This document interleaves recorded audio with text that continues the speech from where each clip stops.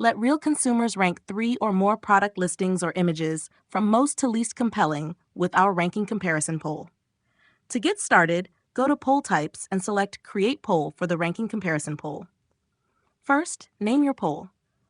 Then, write or generate a shopping situation with our AI to get contextual and meaningful feedback. Fill in the question you want to ask respondents about the products or images presented. Next, add the poll items. To add products, select Marketplace Simulation, choose the marketplace and country, and provide the ASIN. To add images, select Product Image Only and upload the images from your device. Identify your target audience.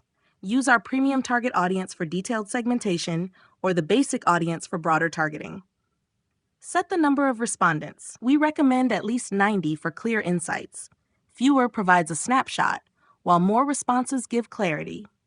Hit the poll price button, choose Pay with Credit Card or Pay with Wallet, and click Checkout to launch your poll. We're now gathering responses from real consumers. Results will be ready in just a few hours with the basic audience and might take a day with the premium audience. Check out the poll results. The first section shows poll details. Quickly see how poll items were ranked in overall results. Dive deep into detailed feedback in Poll Insights. Use the filtering options to find what you're looking for quickly.